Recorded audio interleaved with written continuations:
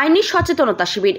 আজ যারা ছাত্র তারাই আগামীর দায়িত্বশীল নাগরিক, সেই কথা মাথায় রেখে বৃহস্পতিবার মেখলিগঞ্জ উচ্চতর মাধ্যমিক বিদ্যালয়ের শ্রেণীকক্ষে মেখলিগঞ্জ মহকুমা আইনি পরিষেবা কমিটির তরফে একটি আইনি সচেতনতা শিবির অনুষ্ঠিত হয়। শিবিরে মেখলিগঞ্জ উচ্চতর মাধ্যমিক বিদ্যালয়ের ছাত্রদের আইনি বিভিন্ন বিষয়ে সচেতন করা হয়। এদিনের আইনি সচেতনতা শিবিরে বক্তব্য রাখেন মেখলিগঞ্জ মহকুমা আদালতের আইনজীবী সুদীপ পাল ও বর্ণালী রায়।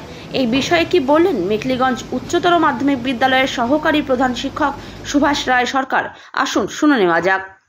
হলো আমাদের মেখলিগঞ্জ উচ্চতর মাধ্যমিক বিদ্যালয়ে ছাত্রছাত্রীদের নিয়ে লিগ্যাল এইডস সেকশনের তরফ থেকে আইনি পরিষেবা সম্পর্কে আলোচনা হচ্ছে।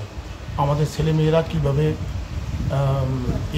এফআইআর করবে, কীভাবে বাল্য বিবাহ যদি হয়ে থাকে তার বিরুদ্ধে কিভাবে আইনগত স্টেপ নেবে, এই সম্পর্কে সব আলোচনা হচ্ছে।